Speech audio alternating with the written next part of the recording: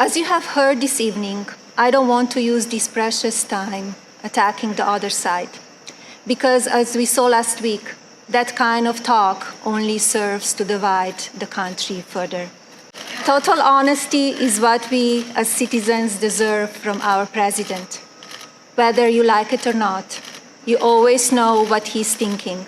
And that is because he's an authentic person who loves this country and its people and wants to continue to make it better.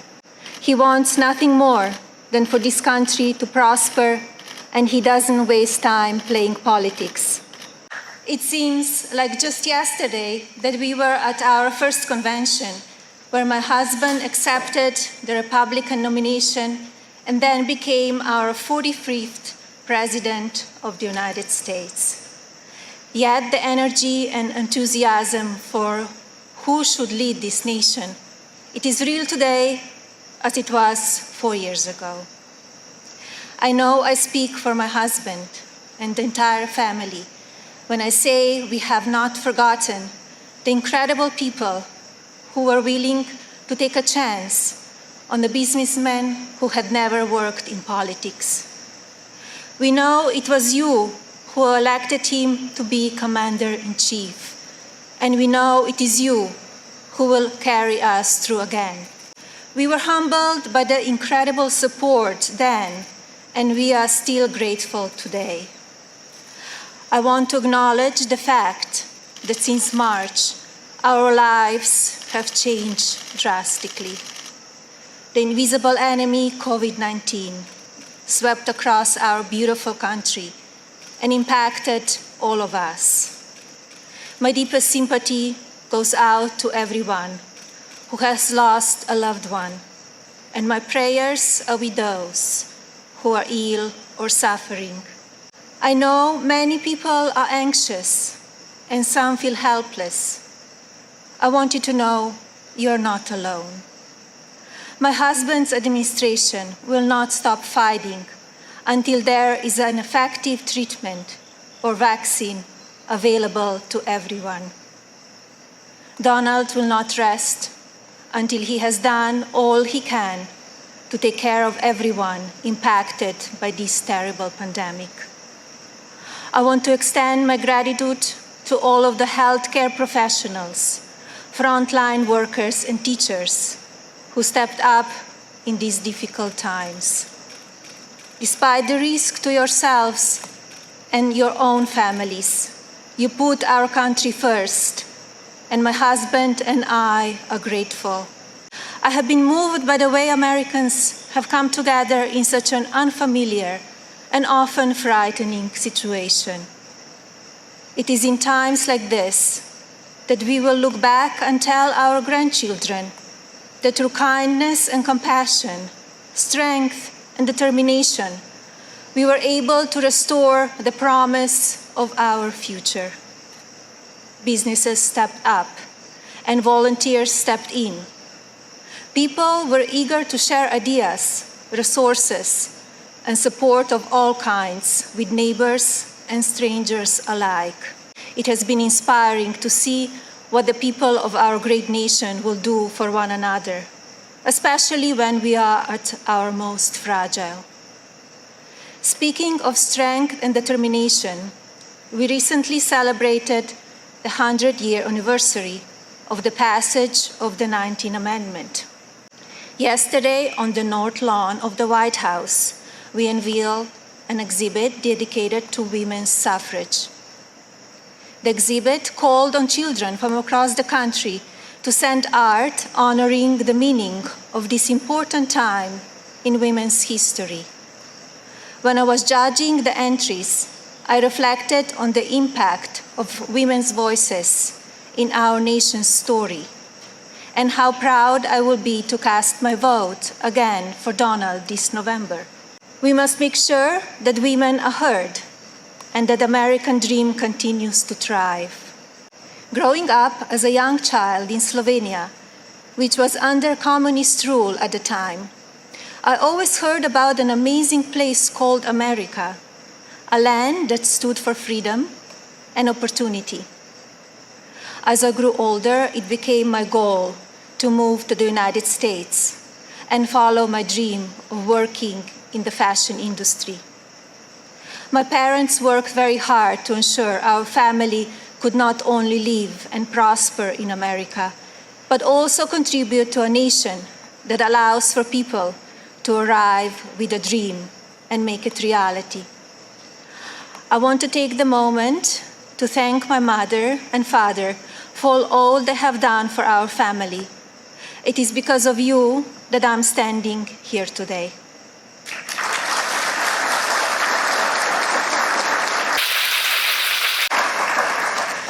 I arrived in the United States when I was 26 years old. Living and working in the land of opportunity was a dream come true, but I wanted more. I wanted to be a citizen. After 10 years of paperwork and patience, I studied for the test in 2006 and became an American citizen. It is still one of the proudest moments in my life because with hard work and determination, I was able to achieve my own American dream. As an immigrant and a very independent woman, I understand what a privilege it is to live here and to enjoy the freedoms and opportunities that we have. As First Lady, I have been fortunate to see the American dream come true over and over again. I have met many inspiring women, children, parents, and families who have overcome life-changing issues that include addiction, homelessness, family members who are ill or have passed away, abuse of all kinds, and many other challenges that would make most people give up. The past 3.5 years have been unforgettable. There are no words to describe how honored, humbled, and fortunate I am to serve our nation as your First Lady. After many of the experiences I've had, I don't know if I can fully explain how many people I take home with me in my heart each day. From brave soldiers who give up so much so that we can be free, to children of all circumstances who I have met around the world. Thank you for inspiring me. It is my greatest honor to serve you. When I speak to members of the military, despite sacrificing time with their families, experience the fear of war or suffering loss, they have no regrets about serving our country. The same goes for their families and the families of first responders, who often watch their loved ones walk out the door, not sure if or when they will come home. When I speak to families who have lost someone, the pain mixed with pride I hear in their voices is something I think about often. So thank you to all who serve our country in the military and as first responders. And thank you to the families who wait for them. You are our heroes in your own right. I have also been moved by the many children and families I've spent time with at hospitals, schools, and other locations around the world. Children who are dealing with pain or illness that would break even the strongest adult. Parents who are grateful to wake up every day and see that their child is still alive. These families are a testament to what faith and medicine, strength and science can do. On my first international trip as First Lady, my husband and I visited places of great significance to the three major religions: Islam, Christianity, and Judaism. One special memory from that trip is of a young boy I had privilege of visiting while at Bambino Gesù Hospital in Rome, Italy.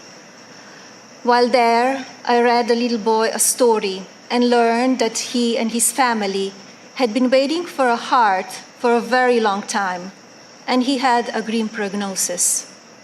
His situation brought my staff and me to tears, and we spoke of a little else as we flew to Belgium for the next part of our trip.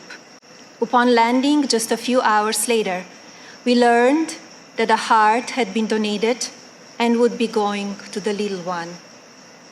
I think about him often, along with so many amazing and strong young patients across our own country. More profound and sadly unavoidable examples of our country's strength and character have occurred in the communities that have been impacted by natural disasters. Hurricanes, tornadoes, and flooding may show the ugly side of Mother Nature, but in their aftermath, they can show us a beautiful side of humanity. My husband and I have visited many places that have been affected by natural disaster, and we are deeply moved by the strength of the people who have lost everything and the kindness of neighbors and communities. The common thread in all of these challenging situations is the unwavering resolve to help one another. I recognize the stories I just told about people who survive extraordinary circumstances. But Donald and I are also inspired by the millions of Americans who wake up each day with a simple yet courageous goal of providing for their families and keeping them safe. You are the backbone of this country. You are the people who continue to make the United States of America what it is, and who have the incredible responsibility of preparing our future generations to leave everything even better than they found it. Just as you are fighting for your families, my husband, our family, and the people in this administration are here fighting for you. No matter the amount of negative or false media headlines or attacks from the other side, Donald Trump has not and will not lose focus on you. He loves this country, and he knows how to get things done. As you have learned over the past 5 years, he's not a traditional politician. He doesn't just speak words. He demands action, and he gets results. The future of our country has always been very important to him, and it is something that I have always admired. In fact, it is to help ensure a better future for our next generation that I launched Be Best, my initiative to help children achieve their fullest potential. Be Best has one simple goal: teaching youth about the importance of their well-being, both mentally and physically. This also includes understanding online safety and the dangers of opioid and drug abuse. Through Be Best, my office and I have been able to highlight people, programs, and organizations that are doing extraordinary things in our country and around the world. I continue to believe that by shining a light on these positive examples, others across the country and globe will become inspired to do their part for our next generation. Helping children is not a political goal. It is our moral imperative. When I think back to a defining moment of Be Best, my mind goes to a trip I took to Africa. On that vast and beautiful continent, I was able to visit the countries of Ghana, Malawi, Kenya, and Egypt. One of those visits, in particular, had a profound impact on me. Ghana, on the coast of West Africa, was the first stop on my trip, and I experienced firsthand its warm people and their traditions. While there, I visited the Cape Coast Castle and learned more about the beginning of a cruel and often deadly journey in the era of the slave trade. I was horrified when I listened to the guide tell me so many inhumane stories, and I gained new perspectives. It is time in our history we must never forget, so that we can ensure that it never happens again. Like all of you, I have reflected on the racial unrest in our country. it is a harsh reality that we are not proud of parts of our history. I encourage people to focus on our future while still learning from our past. We must remember that today we are all one community comprised of many races, religions, and ethnicities. Our diverse and storied history is what makes our country strong, and yet we still have so much to learn from one another. With that in mind, I like to call on the citizens of this country to take a moment, pause, and look at things from all perspectives. I urge people to come together in a civil manner so we can work and live up to our standard American ideals. I also ask people to stop the violence and looting being done in the name of justice, and never make assumptions based on the color of a person's skin. Instead of tearing things down, let's reflect on our mistakes, be proud of our evolution, and look to our way forward. Every day, let us remember that we are one nation under God, and we need to cherish one another. My husband's administration has worked to try and effect change when it comes to issues around race and religion in this country. He is the first president to address a special session of the United Nations General Assembly to call upon countries across the world to end religious persecution and honor the right of every person to worship as they choose. He has made substantial investments in our historically Black colleges and universities. This president also continues to fight for school choice, giving parents more options to help their children flourish. My husband knows how to make a real change. From the day that I met him, he has only wanted to make this country the best it can be. For many years, I watched him grow concerned and frustrated, and I'm so proud to see the many things he has done in such a short time. America is in his heart. So while at times we only see the worst of people and politics on the evening news, let's remember how we come together in the most difficult times.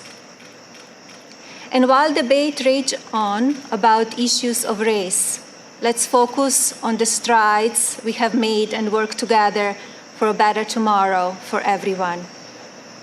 Our administration has also devoted historic resources and produced life-saving results by raising awareness around opioid addiction and drug abuse, especially for children. When so often the headlines are filled with gossip, I want to take this moment to encourage the media to focus even more on the nation's drug crisis. This disease is one that affects everybody. It pays no attention to race, age, or socioeconomic status. Addiction has touched every part of our society in some way.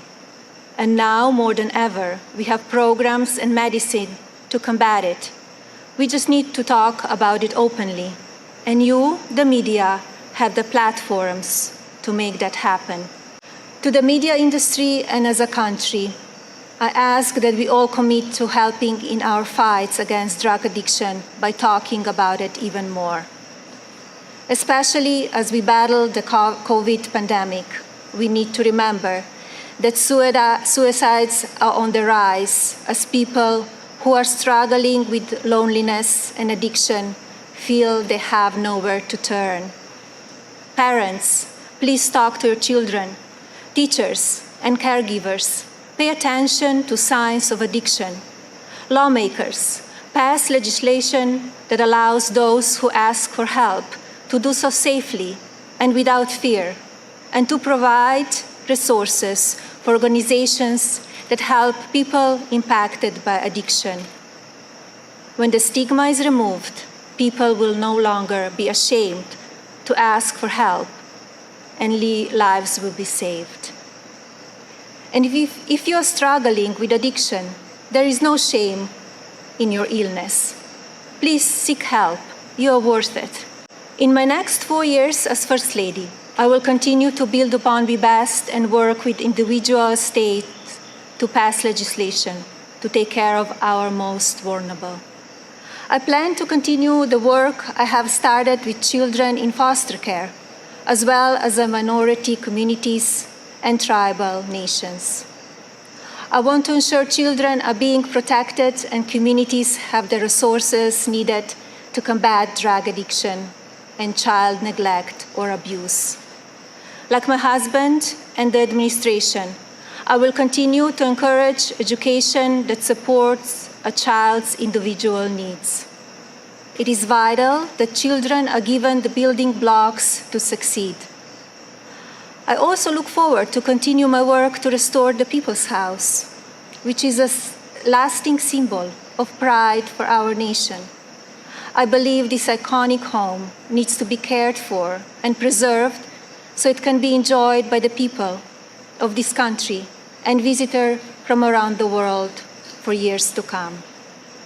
I'm passionate about this beautiful house, the grounds, and all they represent. And now I have a special message for the mothers of this country. This modern world is moving so fast, and our children face challenges that seem to change every few months. Just like me, I know many of you watch how mean and manipulative social media can be. And just like me, I'm sure many of you are looking for answers how to talk to your children about the downside of technology and their relationships with their peers. Like every parent in this country, I feel there are so many lessons to teach our son and responsibilities as his mother, but there are just not enough hours in the day to do it all. I remind myself that I'm more fortunate than most and still have days that I look for wisdom and strength to do the very best I can for him. To mothers and parents everywhere, you are warriors. In my husband, you have a president who will not stop fighting for you and your families. I see how hard he works each day and night, and despite the unprecedented attacks from the media and opposition, he will not give up. In fact, if you tell him he cannot be done, he just works harder.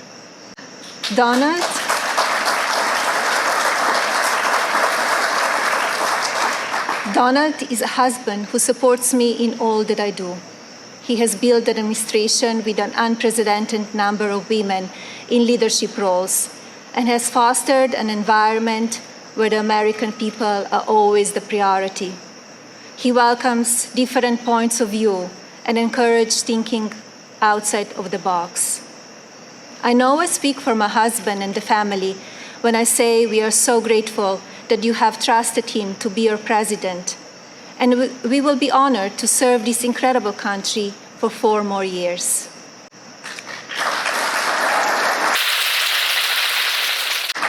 As you have heard this evening, I don't want to use this precious time attacking the other side, because as we saw last week, that kind of talk only serves to divide the country further.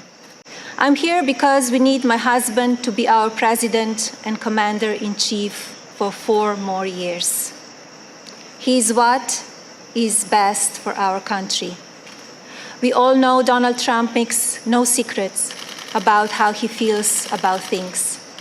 Total honesty is what we as citizens deserve from our president. Whether you like it or not, you always know what he's thinking. And that is because he's an authentic person who loves this country and its people and wants to continue to make it better. Donald wants to keep your family safe. He wants to help your family succeed. He wants nothing more than for this country to prosper, and he doesn't waste time playing politics. Almost 4 years ago, we went into Election Day completely underestimated. Despite what is being said again this year, I know, just as you do, that Americans will go to the polls and vote on the behalf of their families, our economy, our national security, and our children's future. To vote for those ideals is not a partisan vote. It is a common sense vote, because those are goals and hopes that we all believe in.